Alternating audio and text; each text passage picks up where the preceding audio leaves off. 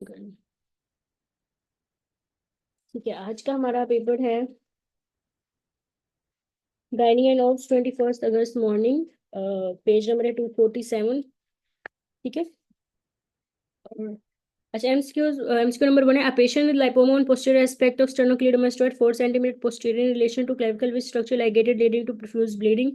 तो आपको होता है सेकंड पार्ट ऑफ सब क्लेवियन आर्टरी। ठीक है, इसको मैंने आपको निमोनिक बताया, टेट्रा एस। ठीक है। अब इसमें सबसे पहला ऐसा आपका होता है, अस्सलाम वालेकुम सारे बच्चों को। अच्छा, फर्स्ट टेस्ट आपका होता है ये इधर बस मसल दिया होना स्टेनोक्लेडोमास्टोइड। और दूसरा ऐसा होता है इधर जॉइंट जो दिया होता है आपका। ठीक है, स्टेनोक्लेविकुलर। और थर्ड जो होता है सेकंड पार्ट का होता है। और फोर्थ ऐसा होता है आपका सब क्लेवियन का। ठीक है, ये स्टेम ऐसी ही आती है। अच्छा, क्वेश्चन नंबर 2 है, Hauser's membrane from hypoblast will make boundary of आपका एक्सोसिलोमिक कैविटी है। ठीक है, इसको सी कर लो आप। ये आपका इराटा है, इसको सी कर लें। ठीक है, एक्सोस्लोमिक की बनाती है। और उसको ह्यूजर्स कैविटी कहते हैं शायद। पेपर है आपका गायनी ऑब्स का 21 अगस्त morning, page 247, question number 3। Young female head, और इसमें जो क्वेश्चन नंबर 2 है आपका, इसकी की है C. Young female head RTA which resulted in femur fracture for which she had prosthesis place, she develop SOB and petechiae the same day, most probable cause पे आपकी फैट एम्बोलिज्म होती है। ठीक है, उसको आरटीए हुआ है पहले, और उसके बाद उसको प्रोस्थेसिस लगा है, और साथ उसको फैट एम्बोलिज्म हो गया। ठीक है, फ्रैक्चर के बाद। Greater sciatic foramen is located near greater sciatic notch which structure pass through it. आपका पेडिफॉर्मिस होता है जो ठीक है, इसको फिर हम डिवाइड करते हैं अबव पेडिफॉर्मिस एंड बिलो पेडिफॉर्मिस स्ट्रक्चर्स जो आगे दिए हैं। HPV is non available DNA virus which has different सीरोटाइप्स, which serotype is responsible for cervical cancer. पे आपका एचपीवी 16 और 18 है। ठीक है, कौन सा 18? रिपीट कौन सा? अच्छा। अच्छा, इसका ये क्वेश्चन नंबर 1 है, ये सेम स्टेम आता है, इधर इधर इन्होंने वैसे जॉइंट मिस किया हुआ है। लेकिन इसमें पूछते हैं कि आपका लाइपोमा है पोस्टीरियर एस्पेक्ट ऑफ स्टेनोक्लेविस्टोइड के and 4 centimetre posterior relation into clavicle. अभी क्लेविकल दिया हुआ, लेकिन स्टेनोक्लेविकल जॉइंट भी दिया होता है। तो which structure ligated leading to profuse bleeding. तो ये आपकी सेकंड पार्ट ऑफ सब क्लेवियन आर्टरी प्रेजेंट होती है। तो एक ऐसा आपका स्टेनोक्लेडोमास्टोइड का होता है, दूसरा स्टेनोक्लेविकुलर जॉइंट का होता है, और इधर सिर्फ क्लेविकल लिखा हुआ है। थर्ड आपका सेकंड का होता है एस, और फोर्थ एस आपका सब क्लेवियन का होता है।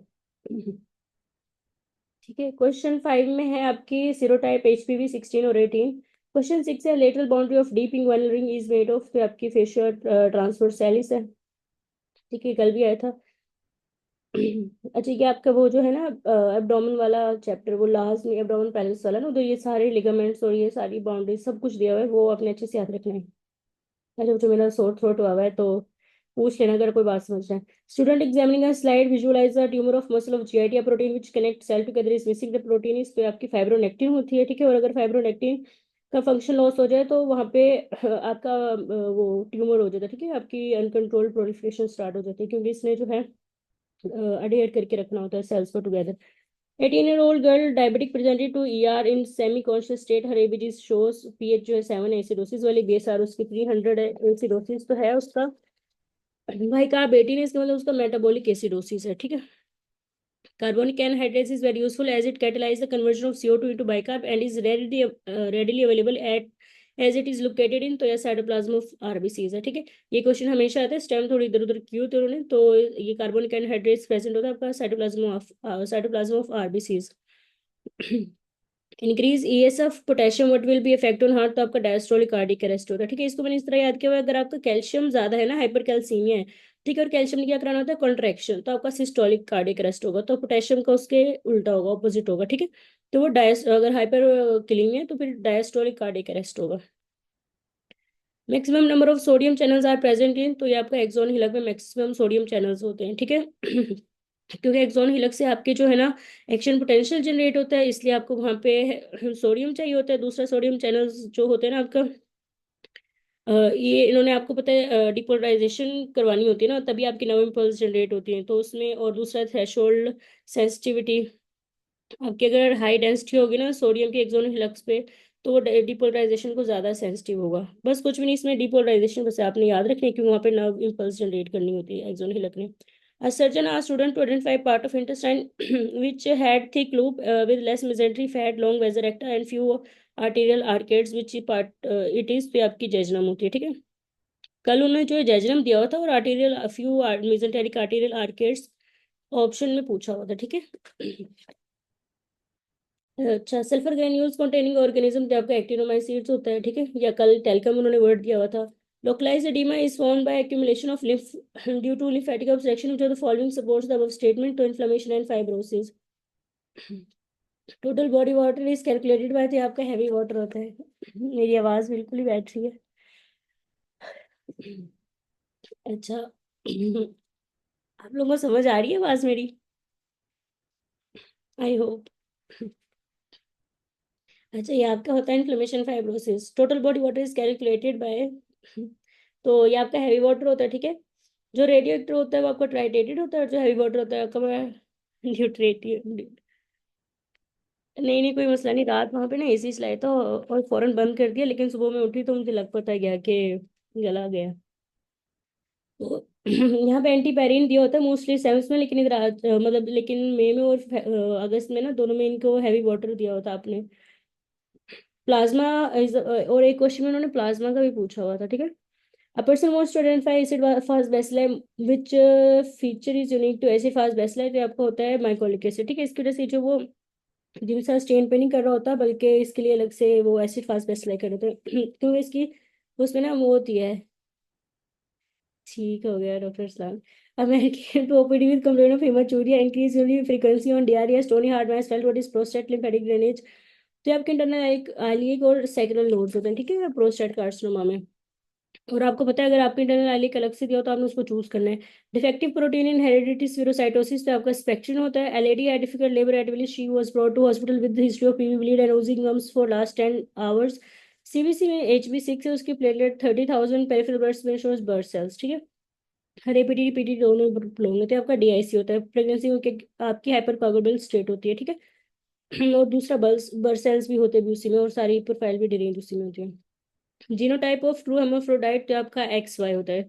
इधर उन्होंने सीक्वेंस दिया हुआ है आपका XX XX greater than XY and XXY। ये बड़ी देर बाद इनका सीक्वेंस बना है।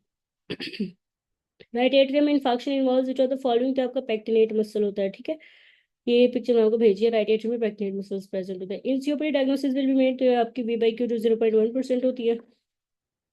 A patient had hookworm infestation. The microscopic feature present on peripheral blood smears will be तो spectacle shaped bilobe nuclei, ठीक है। ये किसी को याद है मैंने किस तरह याद करवाया था? 20 का A ही है। यस, जो आपके 2 O's थे ना उनको स्पेक्टेकल्स बना लो, ग्लासेस बना लो। Yes, very good. Skin cancer most commonly associated with AIDS, तो आपका पोसिसार्कोम होता है। Pregnant lady with labour pain for 25 hours develop sudden dyspnoea and die, ठीक है। प्रेग्नेंट लेडी है लेबर में और 25 घंटे बाद शी डाइड, मोस्ट लाइकली कोज आपका इम्यूनिटिक होता है।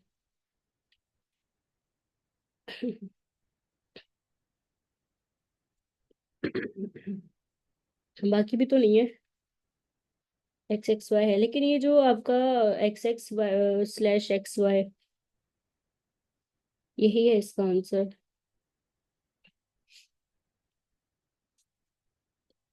खैर, ये इस तरह के क्वेश्चन की कोई लॉजिक तो है नहीं, होगी भी। I don't know.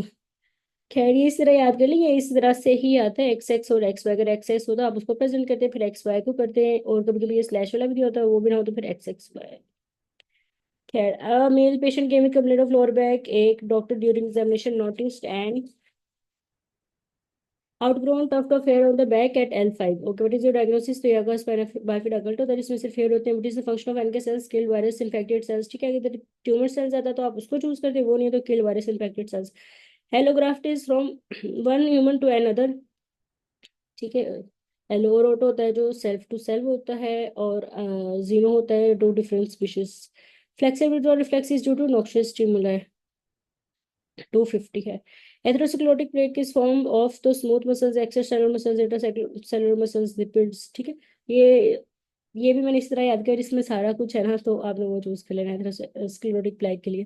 खैर, उन्होंने एक्सप्लेन किया हुआ नीचे सेल्स, वो आप पढ़ लेना। A surgery is done, there is damage to suprapubic area leading to compromised blood supply to internal thoracic artery. Rectus abdominis will still be supplied by inferior epigastric artery, ठीक है। अब जो आपकी सुपीरियर एपिगैस्ट्रिक आर्टरी होती है ना, वो branch होती है इंटरनल थोरेसिक की। अगर उसकी कॉम्प्रोमाइज है तो आपको पता है रेक्टस एब्डोमिनस की डोंट सप्लाई होती है, तो इंफीरियर एपिगैस्ट्रिक उसको सप्लाई करेगी, ठीक है। जो बहुत ज्यादा रिपीटेड है और बहुत ज्यादा पिक्चर्स ना मैंने ऑलरेडी भेजी हुई थी, इसलिए उनकी नहीं भेजी, ठीक है। पर फिर भी आप पूछ सकते हो। जहाँ पे भी आपको कंफ्यूजन हो। अ patient with alcoholic hepatitis had mainly bodies on his top the interworking structure is intermediate filament, ठीक है। A patient with had surgery after which he had numbness of forearm along with difficulty in movement of hand. He was diagnosed as subclavian still syndrome, blood splatter which artery is compromised, आपकी vertebral artery होती है, ठीक है। Curious stenosis होती है, back flow होना शुरू हो जाता है आपका। A man during road traffic accident got injury to cervical sympathetic chain most likely changes, तो ये आपकी ड्रूपिंग ऑफ आईलिड होती है, ठीक है। आपको पता है अगर ड्रूपिंग ऑफ आईलिड और या एनहाइड्रोसिस दोनों का दिया हो तो आपने ड्रूपिंग ऑफ आईलिड को चूज करना है टोसिस को। A patient presented with jaundice on examination, sclerotic teres and splenomegaly found investigation reveal HB is 4.58, ठीक है। बहुत कम है, बिलिरुबिन ज्यादा है, इसका मतलब है कि ब्रेकडाउन ज्यादा हो रहा है। 4 लैक्टिक काउंट ज्यादा है, इसका मतलब है कि ब्रेकडाउन हो रहा है और आरबीसी रिजनरेशन हो रही है। He is most likely suffering from, तो आपका हेमोलिटिक एनीमिया होता है, ठीक है। A group of mice was taken an injection of plastic hydrocarbon was given. This will work as initiator. In the process, the initiator will work as memory produce. सबसे पहले initiator ने DNA damage करना है, memory produce करनी है, और उसके बाद प्रोमोटर्स ने आके जो उसकी क्लोनल प्रोलिफरेशन करवा देनी है। Which food contains highest amount of vitamin K? तो आपके ग्रीन वेजिटेबल्स होते हैं। A lady with CRF, her blood sample was taken, which was placed in refrigerator overnight. Next day, normal sodium raised, potassium raised, PO4 raised, LDH. तो आपको haemolysis हो रही थी blood sample की। At the end of marathon race athletes have decrease heart rate and increase stroke volume, ठीक है। ये adaptation हुई होती है। Decrease lymphatic flow due to haemorrhage, ठीक है। और जो आपको पता है लिम्फेटिक फ्लो आपका होता क्या है, मतलब जब भी आपके हाइड्रोस्टैटिक प्रेशर से जो आपका फ्लूइड होता है इंटरस्टिशियम में जाता है जो, ठीक है, तो फिर वो लिम्फ फ्लो में टेकअप, मतलब कि जो आपका लिम्फ फ्लो होता है उसको लेके और उसको ड्रेन कर देता है। तो अगर हेमरेज वगैरह होगा तो इनकी डिक्रीज हाइड्रोस्टैटिक प्रेशर होता है, तो आपका लिम्फ बनता ही नहीं है, तो उसको फिर फ्लो कैसे होगा, ठीक है। तो ये आपका अगर इंक्रीज लिम्फेटिक फ्लो होता है ना, उसमें आपका हाइड्रोस्टैटिक प्रेशर ज्यादा हो तो ज्यादा आपका इंटरस्टिशियम में फ्लूइड जाएगा, ठीक है। और अगर डिक्रीज ऑन कॉर्टिक हो तो भी आपका फ्लूइड सारा बाहर चला जाएगा इंटरस्टिशियम में।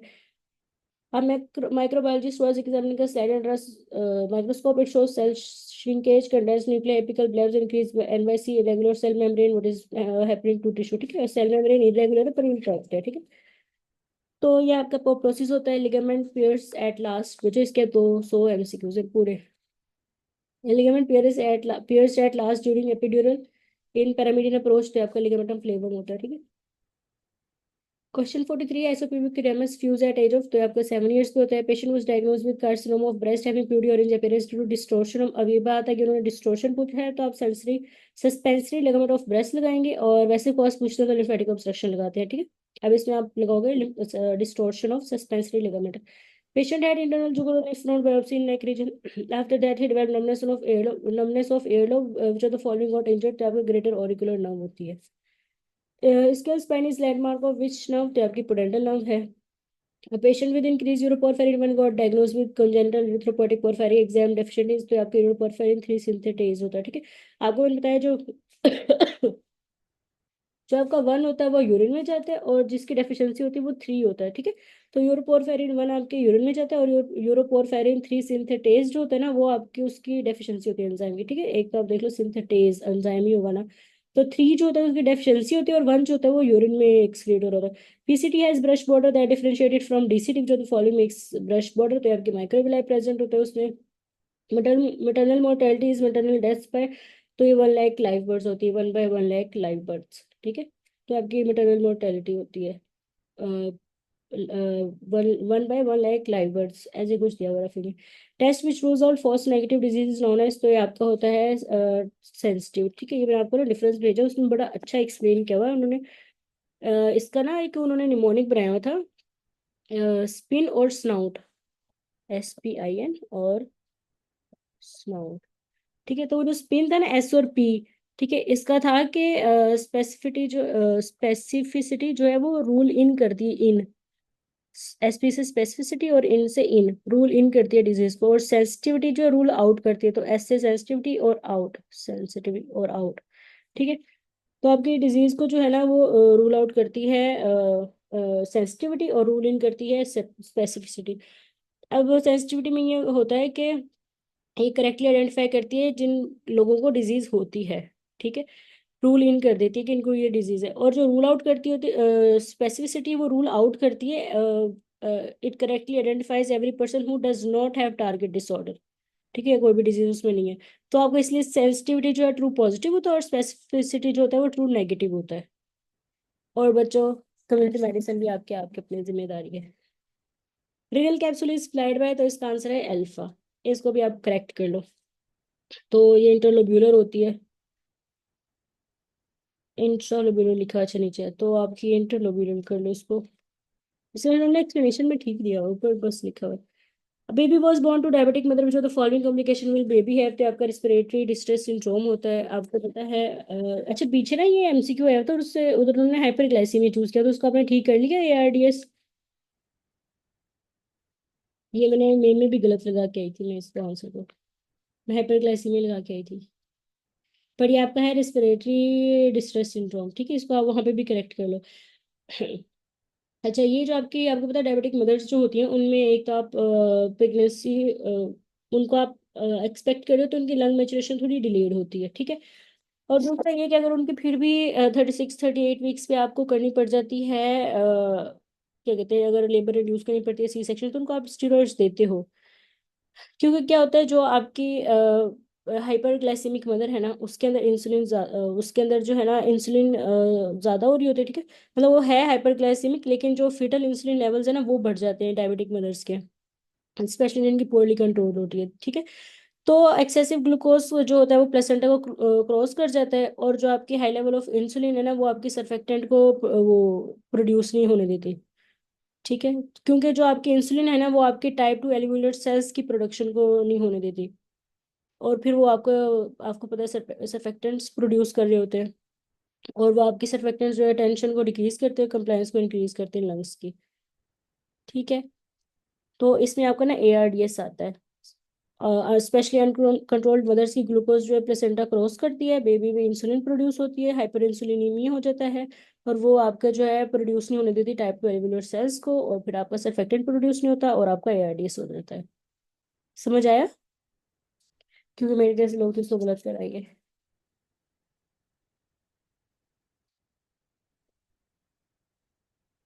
ठीक है। Okay. A boy has gotten a cut on his finger. Which of the following is the initial mediator of pain? ठीक है, पेन का पूछा हुआ है, तो आपको पता है हमेशा लिखा होता है उन्होंने ब्रेडिकाइनेस ग्रेटर देन प्रोस्टाग्लैंडिन। हाँ मुझे भी नहीं पता था, मैं भी गलत करके आई थी, बाद में पता चला जब पढ़ाया मैंने। Which of the following drugs cause thrombocytopenia, तो आपका क्यूनिन होता है, ठीक है, ये आपका हेडक्वार्टर, इसका हेडक्वार्टर निमोनिक है। तो ये आपका इधर क्यूनिन दिया हुआ है, हेपरिन और ठीक है वो नहीं दिया हुआ। तो आप इसमें, और इसमें क्लोरामफेनिकोल भी आता है, सी भी आता है, यस।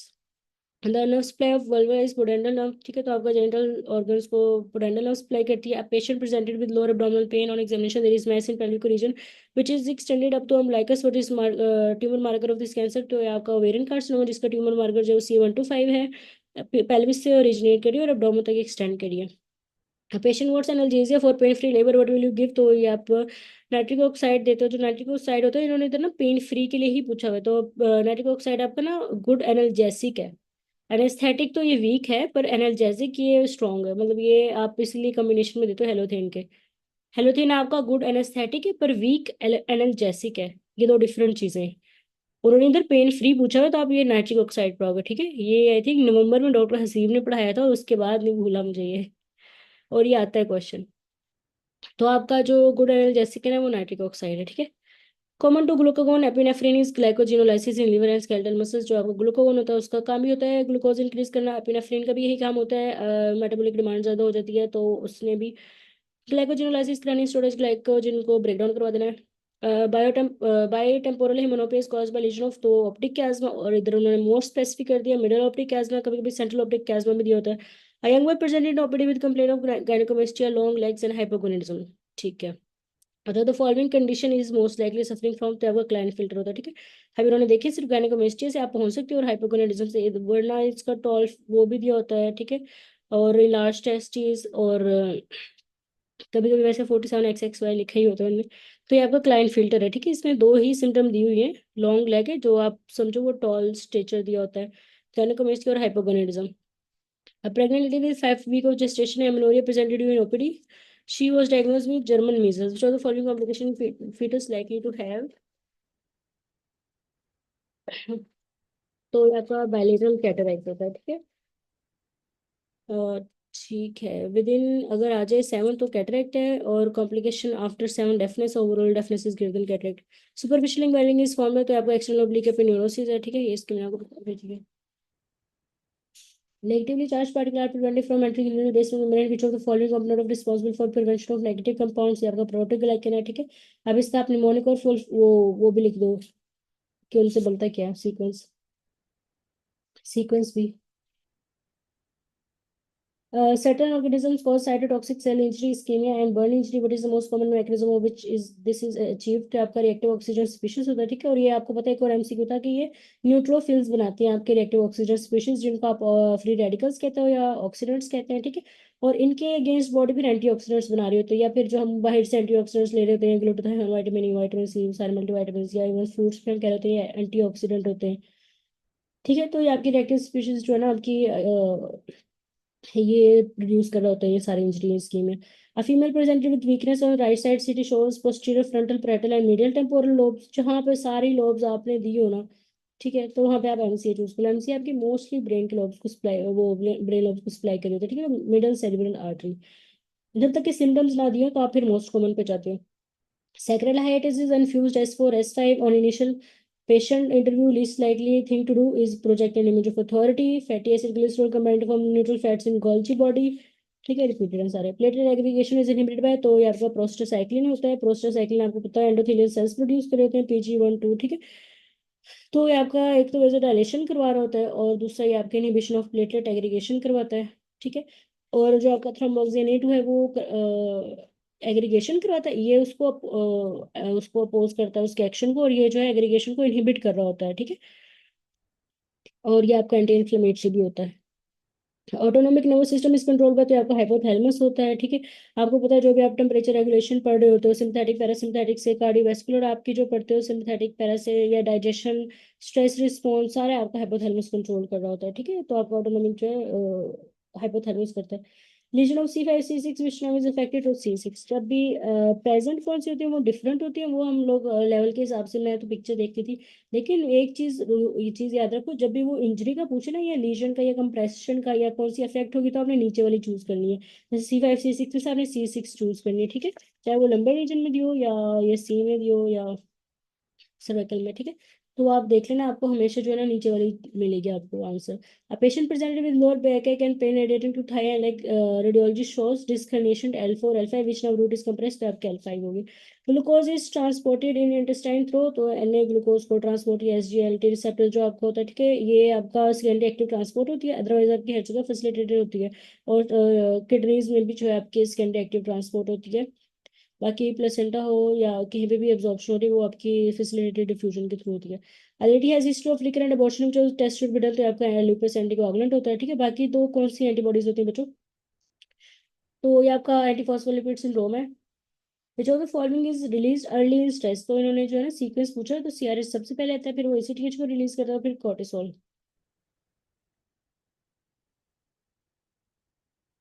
L4 और L5 के दरमियान L6 क्यों आएगी बच्चे, कि आप देखो ना पिक्चर के प्रेजेंट कौन सी होती है, बस वो एक L4 भी आ रही होती है, और L5 जो है ना, आई थिंक वो एक से गुजरती है, और वो फिर थोड़ा नीचे डाउनवर्ड होके जाती है, जो मैंने पिक्चर्स देखी, इसलिए वो कंप्रेस होती है। L6 नहीं होगी, L6 प्रेजेंट ही नहीं होती। L4 और L5 में नीचे L5 बनी होगी।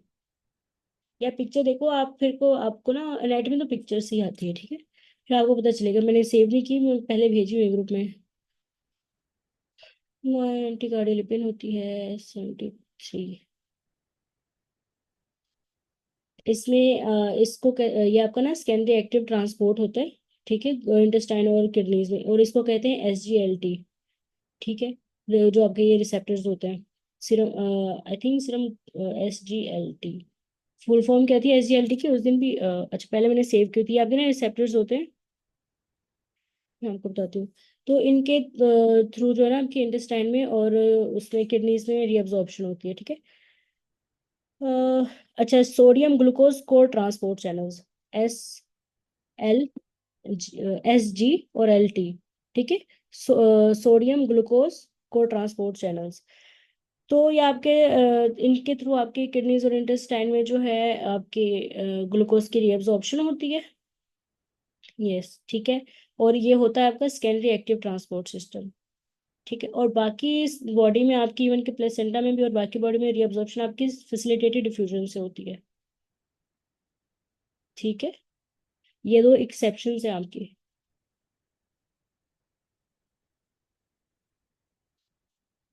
A lady has history of recurrent abortions which test should be done। अच्छा ये हो गया है। Which of the following is released early। हाँ बच्चे बच्चे इतना पीछे ले आए। Which of the following is measure of dispersion। तो आपके स्टैंडर्ड डेविएशन होता है। ठीक है, इसको स्टैंडर्ड डेविएशन को मैंने इसलिए याद रखा हुआ है कि डिस्पर्शन कितना वो, एक जो मिड लाइन होती है उसके आपने कम्युनिटी मेडिसिन में एक ही ग्राफ मुझे याद है कि एक वर्टिकल लाइन होती है और उसके दोनों साइड्स पे ना इक्वली वो ग्राफ बनाया होता है। ठीक है, वो लाइन होती है, स्लोप्स होता है। तो ये कितना आपकी वेरिएशन है और कितनी रेंज और कितनी डिस्पर्शन है ना उसमें, वो डेविएशन कितनी है उसके अंदर। बस इसका कोई कॉन्सेप्ट नहीं है। तो मेजर ऑफ सेंट्रल टेंडेंसी भी पूछते हैं, उसमें मीन मीडियन मोड होता है और डिस्पर्शन में स्टैंडर्ड डेविएशन रेंज और वेरिएंस होती है। ठीक है, कितना डिस्पर्स है, कितनी रेंज है और कितनी वेरिएशन है, ये देखना होता है इसमें। A patient present with chest pain, ECG was done, short irregular heartbeat, okay, prominent U waves, what is likely to cause, तो आपका हाइपोक्लीमिया होता है, U wave। Loss of two point discrimination after RTA due to, तो आपका lateral inhibition होता है। ठीक है। अब आपको पता है कि जो अगर वो पूछे ना मैकेनिज्म, तो आप लेटरल इनहिबिशन लगाओगे। अगर वो ट्रैक पूछे तो आप क्या लगाओगे?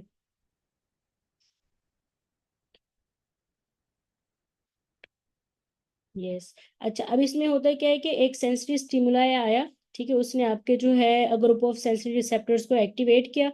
उन्होंने एक्साइटेटरी सिग्नल्स भेजने हैं आपके ब्रेन को। ठीक है, लेकिन एक तो वो एक्साइटेटरी सिग्नल्स भेजते हैं, लेकिन वो साथ जो है ना आपके इनहिबिटरी इंटरन्यूरॉन से भी कनेक्टेड होते हैं सेंसरी पाथवे में। ठीक है, और वो जो आपके इनहिबिटरी इंटरन्यूरॉन्स होते हैं ना, वो आपके नेबरिंग न्यूरॉन्स होते हैं, उनको इनहिबिट करना होता है ताकि, क्योंकि वो लेस एक्साइटेड होते हैं ना, तो वो आपके ताकि उनको इनहिबिट कर देते हैं ताकि आपका जो एक्साइटेटरी है उनका वो बढ़ जाए, क्या कहते हैं, रिस्पॉन्स या जो भी स्टिमुलस है उनका इंक्रीज हो जाए, और नेबरिंग जो आपके हैं जो लेस एक्साइटेड है वो इनहिबिट हो जाए। ठीक है, तो ये आपका होता है लेटरल इनहिबिशन, कि जो आपके ज्यादा एक्साइटेड न्यूरॉन्स हैं उनका स्टिमुलस ताकि इंक्रीज हो जाए ब्रेन तक, तो आपके लेटरल जो इनहिबिटरी, एक तो उनको, जो आपके इनहिबिटरी न्यूरॉन्स होते हैं, इंटर न्यूरॉन्स, उनको इनहिबिट कर देते हैं, और जो लेस एक्साइटेड होते हैं उनको भी इनहिबिट कर देते हैं, और इस तरह से आपका जो है स्ट्रॉन्ग स्टिमुलस जाता है ब्रेन को।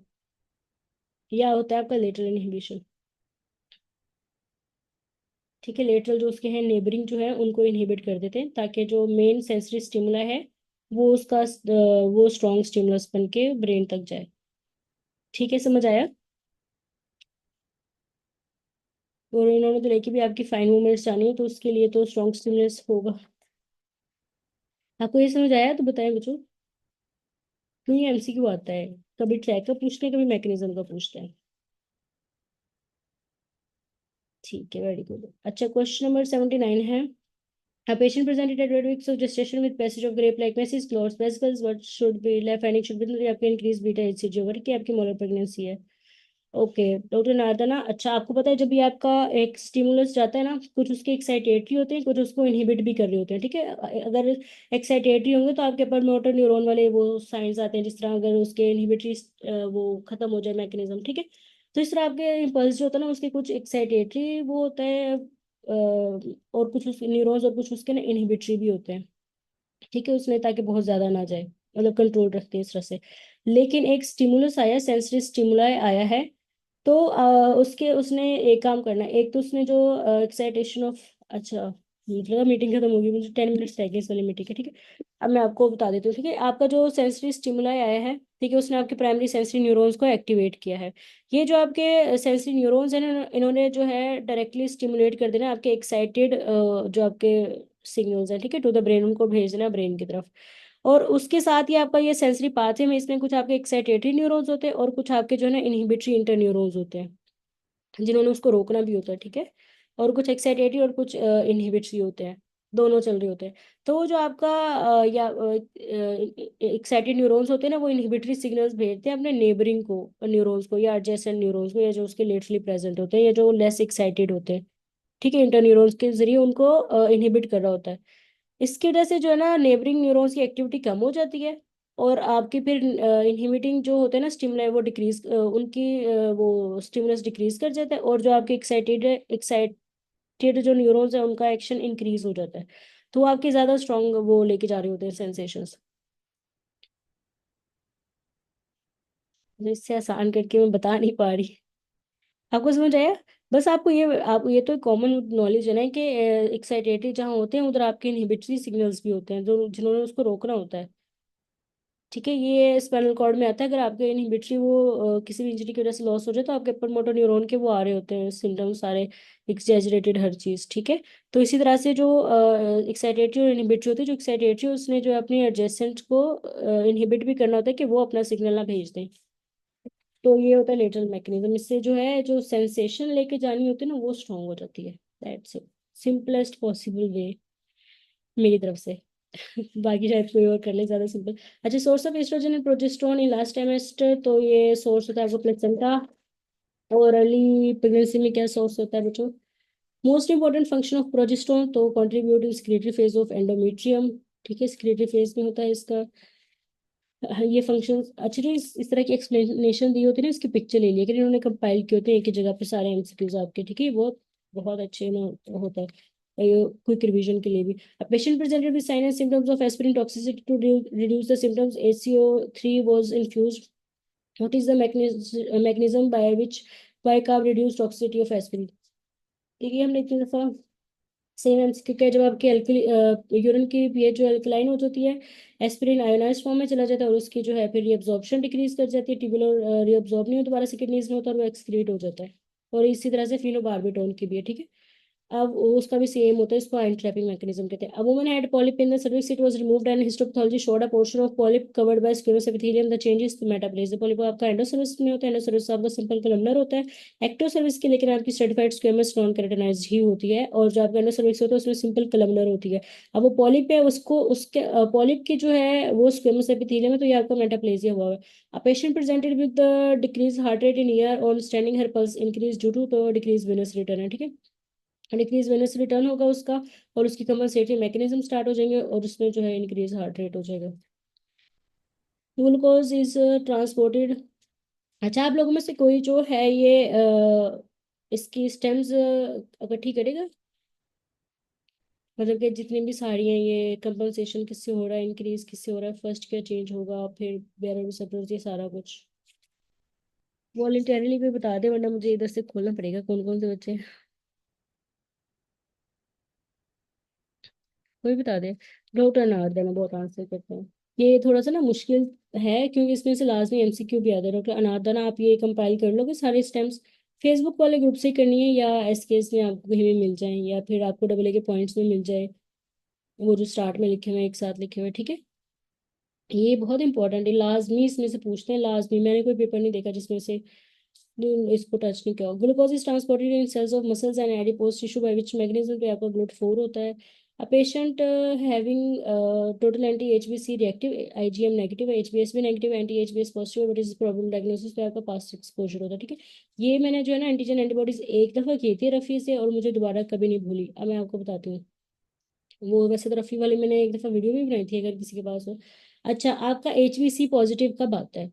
जब आपकी बॉडी ने हील किया हो, एक इन्फेक्शन हो, आपकी बॉडी जो है हेपेटाइटिस को उसने रिजॉल्व किया, उसने एंटीबॉडीज बनाई हो। ठीक है, तो आपका एचबीसी जो है आपका कोर एंटीजन जो है या एंटीबॉडी, ये तब एंटीबॉडी तब आपकी पॉजिटिव आती है। अब इसकी एचबीसी रिएक्टिव है, पॉजिटिव है, इसका मतलब कि ये हीलिंग प्रोसेस से गुजरा है। ठीक है, एंटी एचबीसी रिएक्टिव है, हीलिंग प्रोसेस से गुजरा है। आईजीएम नेगेटिव है, एचबीएस एंटीजन नेगेटिव है, एंटीजन आपके दोनों नेगेटिव है, एक्यूट वाला भी और सरफेस एंटीजन भी। ठीक है, इसका मतलब एक्यूट उसको कुछ नहीं चल रहा। अब एंटी एचबीएस पॉजिटिव है कि इसको एक इन्फेक्शन हुआ है और ये एंटीबॉडी है तो इसलिए पास्ट का है। What is the probable diagnosis, तो आपका पास्ट एक्सपोजर हो गया। अब दूसरी इंपॉर्टेंट चीज याद रखनी है कि अगर उसकी anti H B C negative है तो क्या होगा।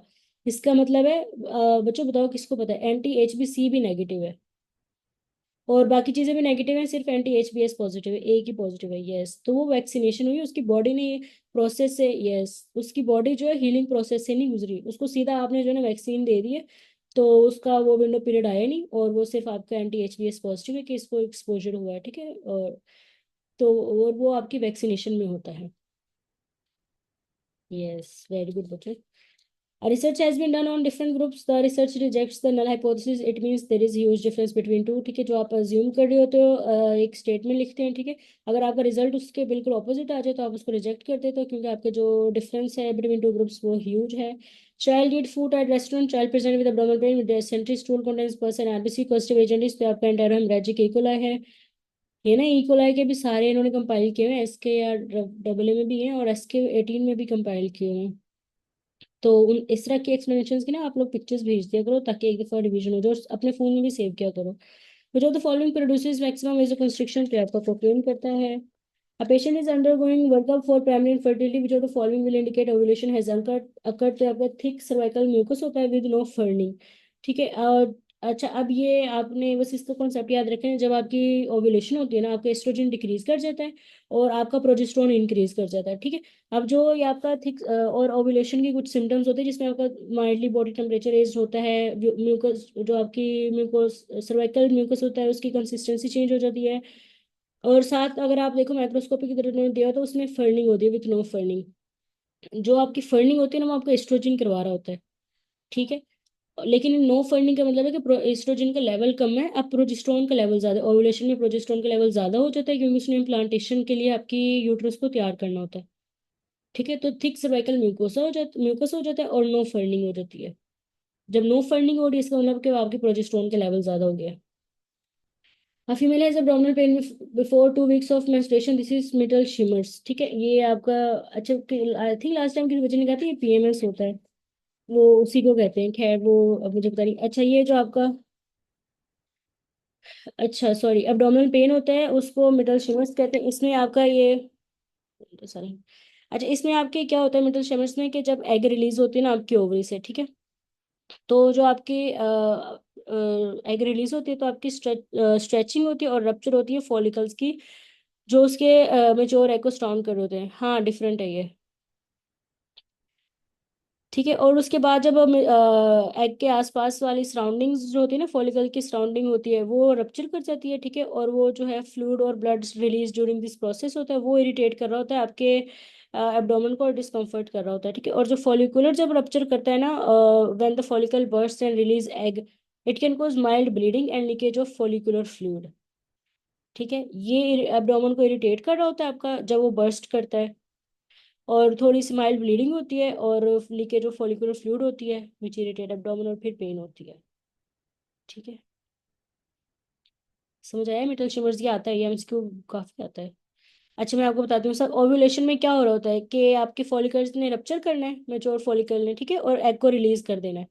जब वो एग को रिलीज कर रहा है तो जो रप्चर हुआ है ना उसमें माइल्ड ब्लीडिंग होती है, और जो फॉलिकुलर फ्लूइड होता है ना वो लीक कर रहा है, ठीक है। और हमने ये उस दिन भी पढ़ा था कि जो एग रिलीज होता है वो आपका पेरिटोनियम में होता है, और वहां से जो आपकी वो फ्लोपियन ट्यूब उसको वहां से क्या करती है, उसको स्वीप लाइक मूवमेंट होती है, और उसको फिर वो आगे मूव करवा देती है फॉरवर्ड। खैर, तो आपके एब्डोमेन में जब रिलीज होता है ना, तो वहां पे थोड़ी सी ब्लीडिंग हो जाती है, और जो फ्लूइड है वो लीक करता है, फिर आपके पेरिटोनियम को इरिटेट कर रहा होता है। वो जो इरिटेशन होते हैं ना उससे पेन होती है, ठीक है।